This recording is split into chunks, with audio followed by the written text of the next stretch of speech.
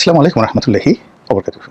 সম্মানিত দর্শক, আজকে যে বিষয়টি নিয়ে আলোচনা করব একেবারে আমাদের দৈনন্দিন জীবনের সাধারণ কিছু ঘটনা, হাস্যাত্মক, ব্যঙ্গাত্মক অথবা যেটাকে সার্কাসিজম বলা হয় যেটাকে। তো সেইভাবে কিছু সব কথা তো আসলে সরাসরি বলা সম্ভব হয় না। আকার ইঙ্গিতে হাস্যরসের মাধ্যমে বিভিন্ন স্যাটায়ার করে অনেক কথা বলতে হয়, অনেক কৌশল অবলম্বন করতে হয়, এবং এই সমাজে কথা বলার মতো বিপজ্জনক কোনো বিষয় আর নেই। বহু মানুষ যারা সাধারণ অবস্থা থেকে একেবারে সফলতার স্বর্ণ শিখরে উঠেছেন কেবলমাত্র কথা বলার কারণে, আবার অসতর্ক কথার কারণে, ভুলের কারণে, বা মুখ ফসকে কোনো একটা কথা বের হয়ে গেছে। বহু সিংহাসন, বহু রাজ্য, বহু রাষ্ট্র ক্ষমতা তছনছ হয়ে গেছে। আমাদের পাক ভারত উপমহাদেশে বক্তা হিসেবে তুখোর বক্তা যিনি সবচেয়ে পরিচিত ছিলেন, শেরে বাংলা ফজলুল হক। এরকম মেধাবী, এরকম লিখতে পারেন ভালো, আর এরকম সাহসী এবং বাগ্মী অর্থাৎ বক্তা পাক ভারত উপমহাদেশে জন্মগ্রহণ করেননি। মানুষকে মন্ত্রমুগ্ধের মতো তিনি বিমোহিত করতে পারতেন। আবার দেখা গেল যে চকের আগিয়ে দেওয়া, অনেকটা উইনস্টন চার্চিলের মতো, অসাধারণ তার ক্ষমতা ছিল। একবার এরকম একটা কথা উনি বললেন, বলার পরে মোটামুটি মানে রাজনৈতিক অঙ্গনে তোলপাড় তৈরি হয়ে গেল এবং তার সরকারের পতন হলো পাকিস্তান জামানাতে। এবং তিনি যখন বাংলাদেশে এলেন, সাংবাদিকরা তাকে এয়ারপোর্টে জিজ্ঞাসা করলো, তখন তিনি বললেন যে, ইংরেজিতে বলে, যার বাংলা অর্থ যে আমাকে এই বিষয়ে কোনো প্রশ্ন করো না, আমার জিহ্বা সেটা হলো আমার সবচেয়ে বড় শত্রু। কাজে জিহ্বাকে নিয়ন্ত্রণ করা, আপনার যে কোনো নফসের, আপনার লজ্জাস্থানকে নিয়ন্ত্রণ করা, চোখকে নিয়ন্ত্রণ করা, তারপর পেটকে নিয়ন্ত্রণ করা, আপনার পঞ্চ ইন্দ্রিয়কে নিয়ন্ত্রণ করা। যেমন চারিদিক থেকে মাংসের ঘ্রাণ আসছে, আপনি বললেন যে আপনি মাংসের ঘ্রাণ নেবেন না। এই জিনিসগুলো যতটা না কঠিন, তার চেয়ে জিহ্বাকে নিয়ন্ত্রণ করা অনেক অনেক কঠিন। মহান আল্লাহর অশেষ অশেষ রহমত, দীর্ঘদিন ধরে আপনাদের সঙ্গে কথা বলছি, রাজনীতি নিয়ে কথা বলছি, সব বিষয়ে। সেই যে আগেও তো কথা বলতাম, কিন্তু জাতির সামনে 2008 সন থেকে তো কথা বলছি, বহু বছর হয়ে গেল। তো কথার জন্য এখনো পর্যন্ত আল্লাহর মেহেরবানিতে টিকে আছি, আর কথার জন্য এখনো পর্যন্ত বেজ্জিত হয়নি। কিন্তু লিখতে গিয়ে লেখার জন্য অনেক দুর্ভোগ দুর্দশার মধ্যে পড়েছি। আপনারা জানেন যে সালমান রহমানের সাথে আমার যে গন্ডগোল, একটা লেখা নিয়ে, কথা নিয়ে নয়, কিন্তু আবার আরেকটা লেখা নিয়ে বাংলাদেশের সকল উকিলদের সঙ্গে আমার একটা দ্বন্দ্ব সংঘাত শুরু হয়ে গিয়েছিল। একটা লেখা লিখেছিলাম, বাংলাদেশ প্রতিদিনের সুন্দরী সুজানা, 2 বৃদ্ধ এবং 1 উকিল, সেটা নিয়ে। এনিওয়ে, আজকে যে বিষয়টি নিয়ে আলোচনা করবো, এই মাথাটা আসলো আমার দুটো কারণে। আপনাদের সেই যে মরহুম সালাউদ্দিন কাদের চৌধুরী, যে বিখ্যাত কৌতুক সোনা মিয়া লাল মিয়া, মিয়া তো ঠিকই আছে, সোনাটা কেটে দিলেই তো, সোনাটা কেটে ওখানে লাল বসাই, লাল করে দাও, সোনাটা কেটে লাল করে দাও, তাহলে তো হয়ে গেল। আবার তিনি বললেন, যেটা কি তোমরা বুঝতে পেরেছো? লোকজন বলে হ্যাঁ বুঝতে পেরেছি, এবং এই সমস্ত উদাহরণ মানুষ খুব সহজে দ্রুত বুঝতে পারে। তো সেই যে সোনা মিয়া লাল মিয়ার ঘটনার অনেক আগে আমাদের যে টেলিভিশন, বাংলাদেশ টেলিভিশন, সেখানে একটা অনুষ্ঠান দেখেছিলাম। এটা কি ইত্যাদি না অন্য কোনো অনুষ্ঠান, আমার সেটা মনে নেই, কিন্তু সেখানে একটা কৌতুক ছিল, আমার সোনার মাথা গরম হয়েছে। ঘটনা যাই বলা হোক না কেন, আমাদের দেশে যেটা হয়, স্বর্ণ, দ্য গোল্ড, সোনা, সেই সোনা বলতে খুব মূল্যবান কোনো বস্তু বোঝায়। দ্বিতীয়ত হলো যে আমাদের গ্রাম অঞ্চলে আমরা যাকে খুব ভালোবাসি, ভাইদের মধ্যে যাকে সবচেয়ে বেশি ভালোবাসি, তাকে আমরা বলি আমার সোনা ভাই। যে স্বামী তার স্ত্রীকে প্রচণ্ড রকম ভালোবাসেন, বা স্ত্রী স্বামীকে ভালোবাসেন, তারা একে অপরকে আদর করে ডাকেন সোনামণি, সোনামণি, ওরে আমার সোনামণি রে। সন্তান পিতাকে ভালোবাসেন, পিতা সন্তানকে ভালোবাসেন, এবং তাদের যে মাধ্যম, কথা বলার মাধ্যম, সেখানে অটোমেটিক সোনা চলে আসে। এরকম আমাদের জীবনের যত প্রেম, যত ভালোবাসা, যত ভালো লাগা, সব কিছুর সঙ্গেই সোনা জড়িত, সোনা শব্দ জড়িত, বা গোল্ড, স্বর্ণ জড়িত। আবার শরীরের যে বিশেষ অঙ্গ, সেই বিশেষ অঙ্গকে কিন্তু আমরা সোনা বলি অনেকে।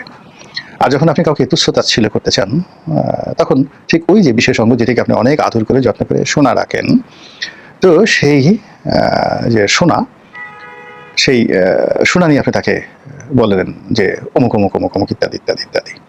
তো এত কিছুর মধ্যে যদি ধরেন এই সোনাকে নিয়ে যত শব্দ, যত বাক্য, যত প্রেম, যত ভালোবাসা, তার 99% হলো একেবারে ইতিবাচক। কোনো নেতিবাচক কোনো কিছু নেই। যখন আপনি আপনার স্ত্রীকে বলেন ওরে আমার সোনামণি রে, তখন আপনার কোনো অবস্থাতেই কোনো লজ্জাস্থানের কথা আপনার মনে আসে না। এটাকে আপনি একটা অপার্থিব সুন্দর স্বপ্ন বলে মনে করেন। যখন আপনার বড় ভাইকে বা ছোট ভাইকে ওরে আমার সোনা ভাই রে, সোনা ভাই, এমনকি আমি অনেক দাদাকে, একটা মানে যৌথ পরিবার, আমি গ্রাম থেকে আসছি, যৌথ পরিবার, তো সেখানে 4-5 জন দাদা থাকেন, দাদারা 7 ভাই 8 ভাই 10 ভাই এরকম অনেক দাদা আমরা দেখেছি। তো এই সকল দাদাকে আপনার ভালো লাগে না, যে দাদাটিকে আপনার সবচেয়ে ভালো লাগে তিনি মেজো, হয়তো সেজো বা ছোট, তো তাকে আদর করে সবাই সোনা দাদা বলে ডাকেন। আবার দাদিদের মধ্যে অনেক আপনজন মানে সোনা দাদি, সোনা দাদি হিসেবে আমরা অনেকের দেখেছি এইভাবে। তারপরে হলো যে ভাইদের মধ্যে সোনা ভাই, সোনা কাকু, এই স্বর্ণের সাথে এইভাবে জড়িত। তো সেখানে আমার সোনার মাথা গরম হয়েছে, এটা দ্বারা দুটো জিনিস বোঝায়। প্রথম জিনিসটা হলো যে আমি যাকে ভালোবাসি তিনি রাগ হয়ে গেছেন, তার মাথা গরম হয়ে গেছে, একেবারে সহজ সরল। 2 নম্বর হলো যে আমি যাকে ভালোবাসি তার সেই যে মাথা গরম হয়ে যাওয়ার কারণে তিনি কাণ্ডজ্ঞান হারিয়ে ফেলছেন, তার বিচার বিশ্লেষণ করার ক্ষমতা নেই, তিনি যথেষ্ট উত্তেজিত এবং তিনি যথেষ্ট রাগান্বিত। এটা নেতিবাচক অর্থে আমার সোনার মাথা খারাপ হয়ে গেছে বা আমার সোনার মাথা গরম হয়ে গেছে। এখন এই যে সোনা, আপনার নিজের দিকে যদি আপনি তাকান, এখন আপনার নিজের সোনাকে আপনি কীভাবে চিন্তা ভাবনা করবেন সেটা অন্যরকম, কিন্তু আপনি যখন আপনার পরিবারের দিকে তাকান তখন আপনার পরিবারের স্বর্ণ বা গোল্ড বলতে পরিবারের সবচেয়ে প্রিয় মানুষটিকে বোঝায়। আর যদি আপনি সমাজ বুঝান, রাষ্ট্র বুঝান, তাহলে রাষ্ট্রের সবচেয়ে গুরুত্বপূর্ণ বিষয় হলো আমাদের রাষ্ট্রের যিনি গুরুত্বপূর্ণ ব্যক্তি তাকে আমরা কি হিসেবে মনে করেন যে আমাদের সোনা মিয়া। আমাদের সোনা মিয়া রাষ্ট্রের গুরুত্বপূর্ণ ব্যক্তি, তিনি হতে পারেন চেয়ারম্যান, মেম্বার, মন্ত্রী, এমপি, প্রধানমন্ত্রী।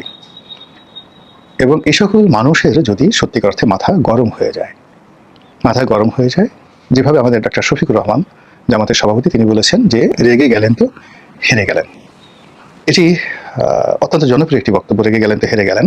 তো সেক্ষেত্রে তিনি কাকে বলেছেন, কোন সুনামিয়াকে বলেছেন এটা আমরা জানি না, আমি অন্তত জানি না। তিনি হয়তো কারো দ্বারা তিনি প্ররোচিত হয়েছেন বা কেউ হয়তো রেগে গিয়েছেন, যেটা তার নোটিশে এসেছে, তিনি সেটাকে মেনশন করার জন্য তিনি মুরব্বী হিসেবে বলেছেন রেগে গেলেন তো হেরে গেলেন, কাম কোয়াইট, শান্ত হন।